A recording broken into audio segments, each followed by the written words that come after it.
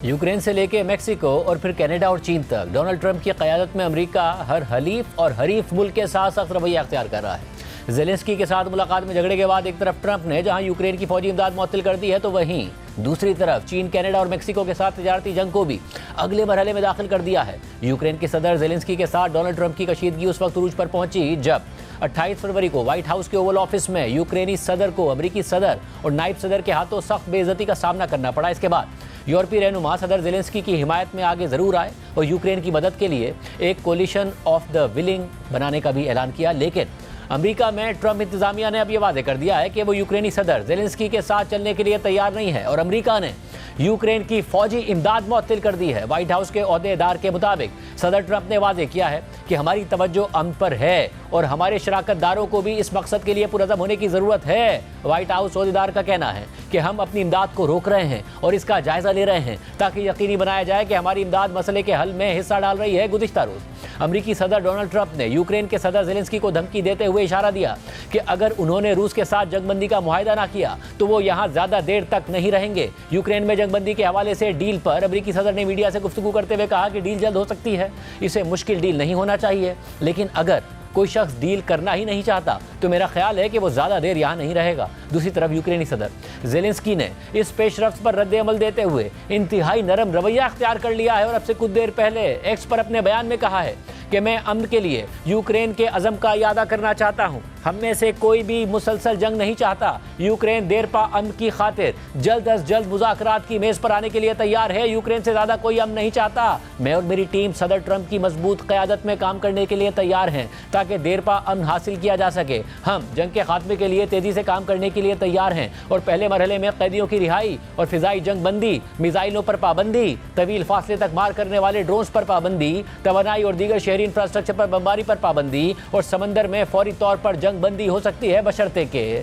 रूस भी ऐसा ही करे। फिर हम अगले तमाम मराइल में बहुत तेज़ी से आगे बढ़ना चाहते हैं और एक मजबूत हतमी मुआहदे पर मुत्तफिक होने के लिए अमेरिका के साथ काम करना चाहते हैं। हम वाकई इस बात की कदर करते हैं कि अमेरिका ने यूक्रेन की खुद मुख्तारी और आज़ादी को बरकरार रखने में कितनी मदद की है और हमें उलमा याद है जब सदर ने यूक्रेन को जेवलिन्स फराहम किए और हालात बदल गए थे। हम इसके लिए शुक्रगुजार हैं। जुम्मे को व्हाइट हाउस में हमारी मुलाकात उस तरह नहीं हुई जिस तरह होनी चाहिए थी। ये अफसोसनाक है कि ऐसा हुआ है।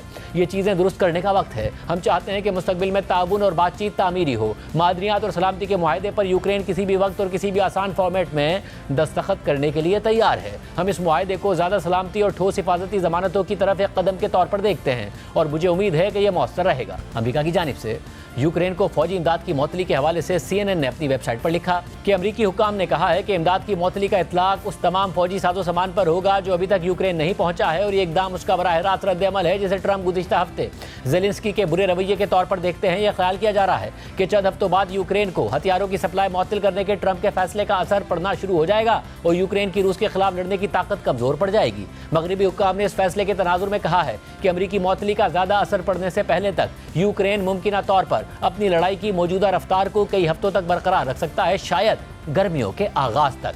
बाइडेन इंतजामिया ने अपने आखिरी दिनों में यूक्रेन को हथियारों की खेप भेजी थी जिससे उसको जदीद हथियारों के बड़े ज़ख़ीरे मिल गए थे। ये वो जदीद तरीन हथियार हैं जिनमें तवील फासले तक मार करने वाले अटैकम्स मिसाइल भी शामिल हैं जिन्होंने यूक्रेन को रूसी सरजमीन पर दूर तक हमला करने की सलाहियत दी है। अगर अब हथियारों की तरसील रोक दी जाएगी तो रूस के खिलाफ यह हिकमत अमली नाकाम हो सकती है। इस हवाले से BBC ने यूक्रेन के लिए फौजी इमदाद और नेटो के अखराजात उठाने के हवाले से यूरोप और अमेरिका का मवाजना करते हुए कहा है कि अमेरिका के बगैर यूक्रेन की हिमायत जारी रखना और नेटो इत्तेहाद को कायम रखना यूरोप के लिए मुश्किल हो सकता है।